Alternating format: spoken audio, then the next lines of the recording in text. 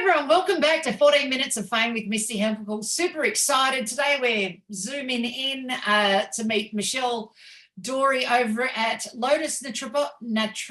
It is a tough word, isn't it? Lotus Naturopathy and Massage at Ourimbah on the Central Coast, New South Wales, so halfway between Newcastle and Sydney.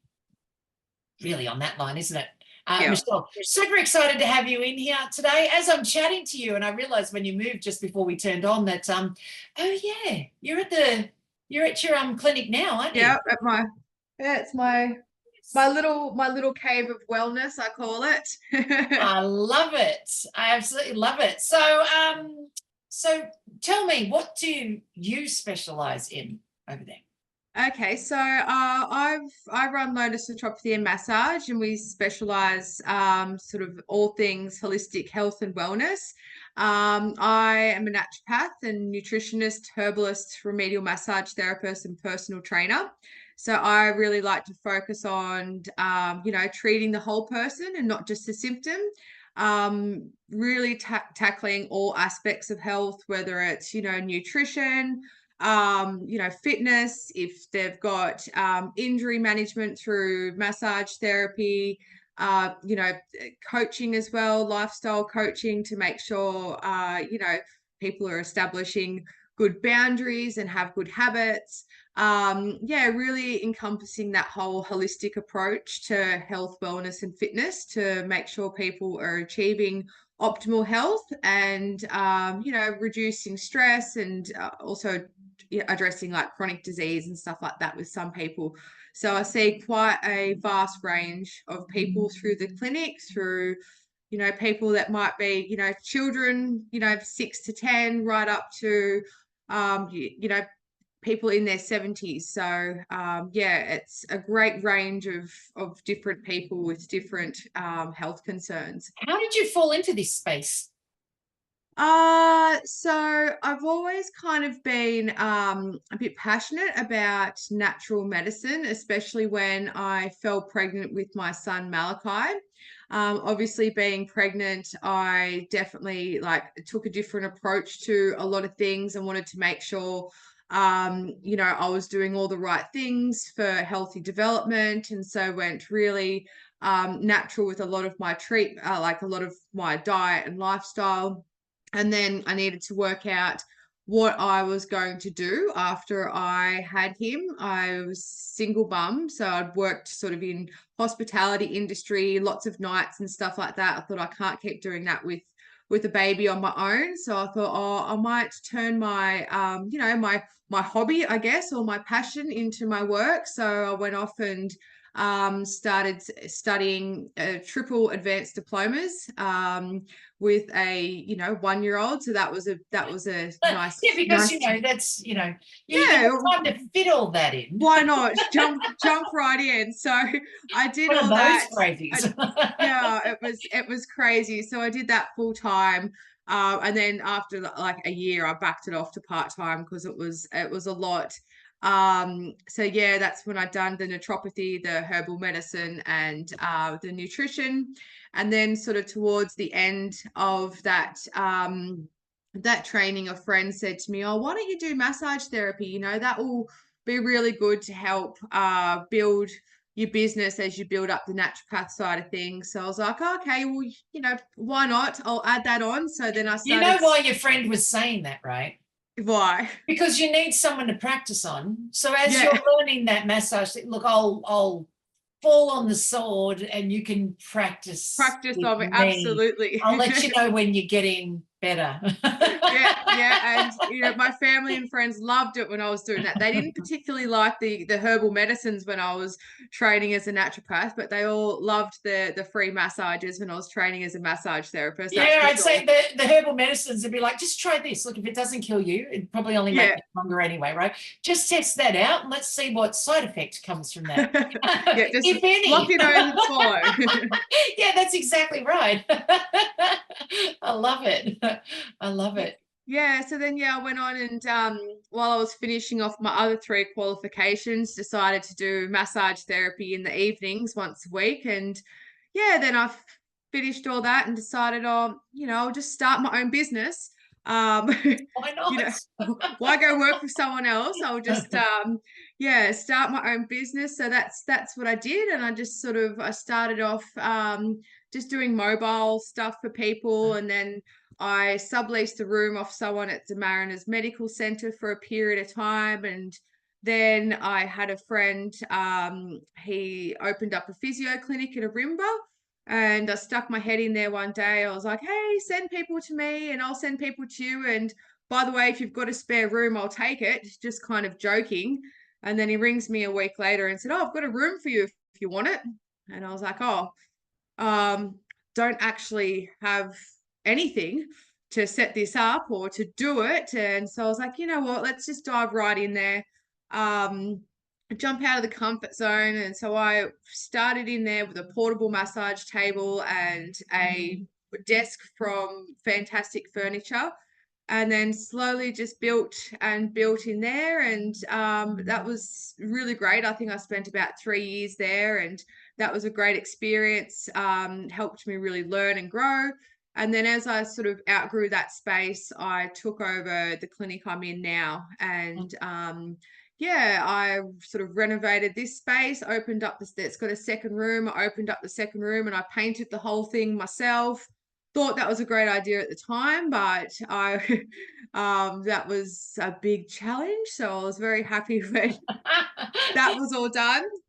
Yeah, and then so that I've been in this space now for 3.5 years and have a wonderful massage therapist working for me.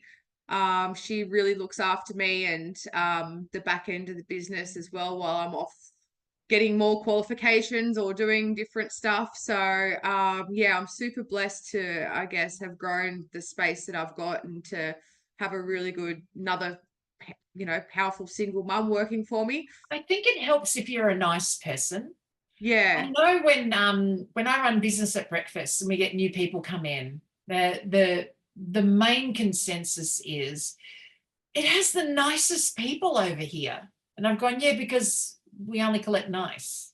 Yeah. Right? And so, and it really just trickles from the top. If the person at the top is nice, then everybody else tends to be nice. And it's not to say that we've had not nice people come in. It's just and the not nice ones go to their own group. And I mean that with much love, in that we need all sorts of people, right? So we got the ones that are like super, super nice.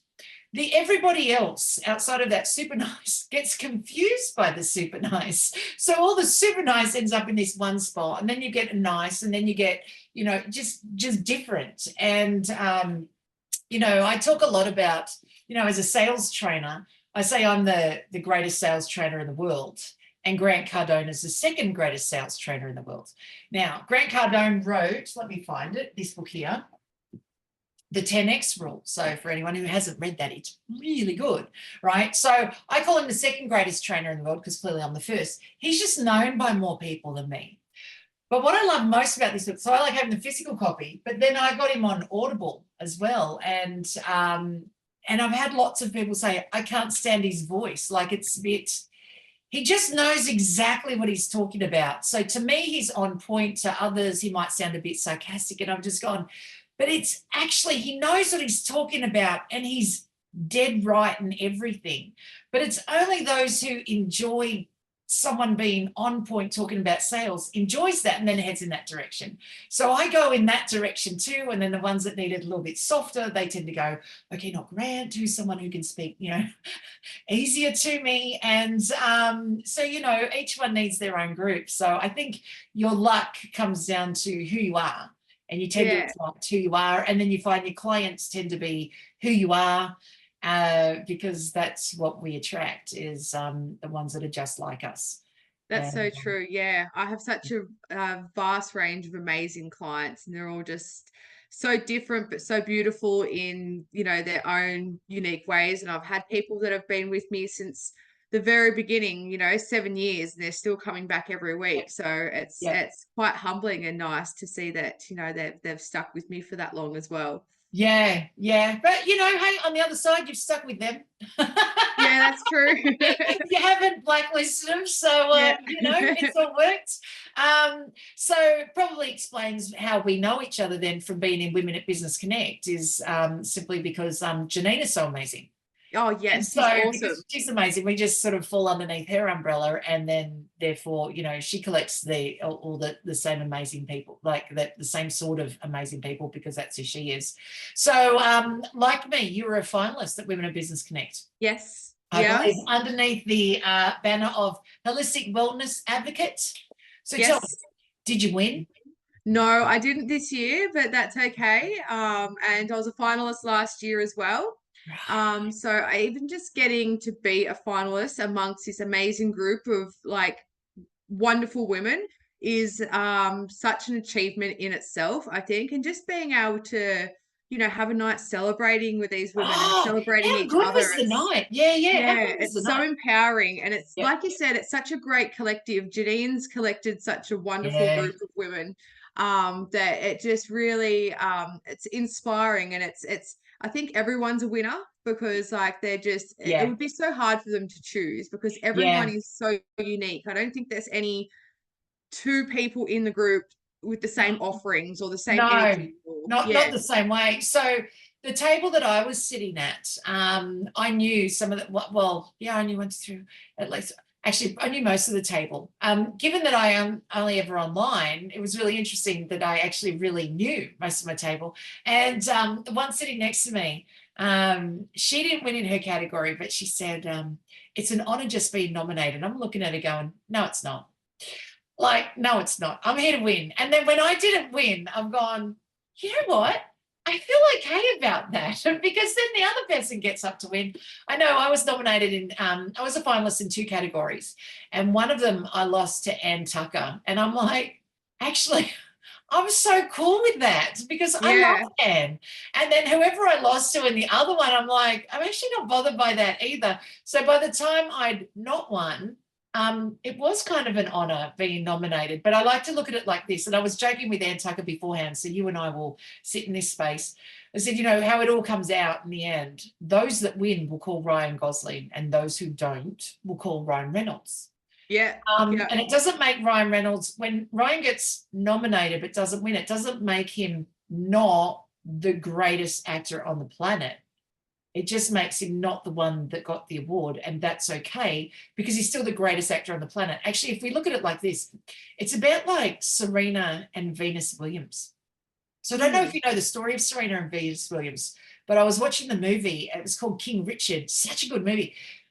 The dad, Richard, had a plan for his girls. So they all played tennis, but the girls really fell in love with tennis and wanted to do something with tennis. So he's like, right, you'll be tennis superstars. So he starts training them, and he always carried a blackboard that said, failure to plan is a plan to fail. So that they always had a plan. And what's the plan? What's the plan? What's the plan? So anyhow, he had a plan that the girls will be tennis stars, but he also had a plan that they would be kids before they became tennis stars. So they weren't allowed to play until they were older, in the competitions until they were older. And he still managed to get all these amazing training coaches, who then the coaches would go, hang on, we've been over backwards to get you here, and we're doing this for the girls, but you're saying that they're not allowed to play in a tournament? He goes, no. I take the girls to tournaments, and then I watch all the other girls in the tournaments, and I see how their coaches talk to them, how their dads talk to them, how they talk to themselves when they've worked so hard but may not have won on the day. So no, Yeah. my girls are going to be girls, and they're going to do this later. So anyhow, it gets to the point where Venus, she's 14, and she has the opportunity to play in a tournament. And he says no. And she says, you've also taught us, while we have a plan, you've taught us to be solid with our decisions. And so ultimately, I plan on overruling you, and I'm going to play.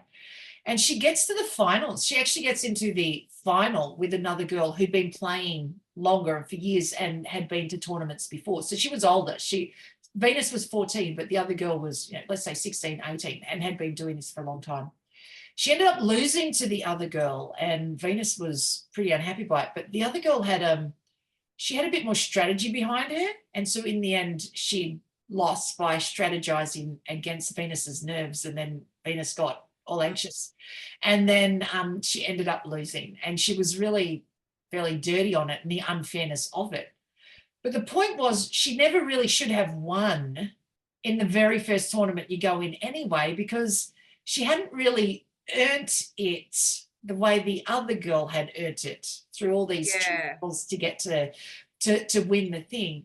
But when she left, everybody outside the stadium had waited to clap her out, and she didn't know that, but she'd left. And then to know that, you know, you don't have to win to still be loved. And she worked very hard to get to where she got. And so even though she didn't win, but what was really interesting was Serena, so the younger sister, she was 12, and she'd been playing with Venus her whole life, and she wasn't allowed to play. And the dad said, we have a plan, right? You're 12, she's 14, she overruled me, and you're only 12, so no, you don't get to play. And he said, now I know that you're as good as your sister. In fact, some days you beat her because you've been training for the same length of time and you have the same coaches and you do it. He said, so I know that you could play here. He said, but we have a plan. And the family plan has always been this, that Venus will be the best tennis player in the world. That's the plan. And our job is to follow the plan as a family member and to get her there to be the best tennis player in the world, which means you couldn't have played anyway. And you think, that's so hard. And he looks at Serena and he says, but Serena, he said, I have a plan for you too. He said, my plan for you is that you are going to be the greatest tennis player the world has ever seen. Ooh, I'll have to watch this movie. Now, if you think about it, right, and you find out right in the end, he says it right at the end. If you think about it, there's a difference between being the best tennis player in the world and the greatest the world has ever seen. And I went and Googled it afterwards, like I was reading the credits afterwards, and I went and Googled it. Venus is known as the greatest tennis player in the world, having won more competitions than her sister and everything else. But Serena, known as the greatest tennis player that the world has ever seen, means that she doesn't have to win, but she can do comebacks better than anybody else. So she doesn't have to win. She can play bad, like she can have time off. So she can have injuries. She can have all of that.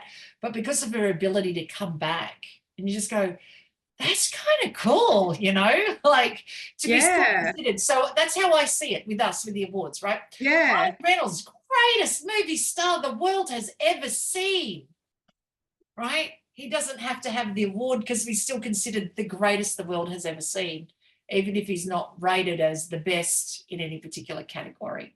And I go, that's us. I'm happy to take that. It's cool, right? It's cool. Well, I know that I've gone over the 14 minutes because I had clicked that off. So, so our 40 minutes of fame has blown out just a little bit, but not by too much. So I had to end it off. But I'm so pleased that I got the chance to chat to you, and I'm so excited that we got to catch up this way, and that everybody else gets to find out about you and know about you. This has been fun. Thank you for the opportunity. Oh, you're so welcome. We are going to do this again. Maybe one day we'll just. Do you know anything about juggling? I know that I can't do it. Great. So we might get on one day and we might just practice learning to juggle together. Have a juggle off. My 12-year-old can teach me. He's great at juggling. Who? My 12-year-old son, my son. We'll get him on too, and then he could give us some tips and we can see what we can do. I know I've got juggling balls here. So, you know, my boys had been to circus when they were little, and you actually start juggling with like handkerchiefs. Or cool. And then you throw them up, and then you practice getting that movement to throw them up and catch them. I'm great at juggling life, but physical things, I don't know, you know. Balls fall very fast. So tissues, but balls fall very fast. So, we might have to do that one day. Okay. Well, thank you so much for coming out. And no worries. it's great chatting. Thank you. You're welcome. See ya.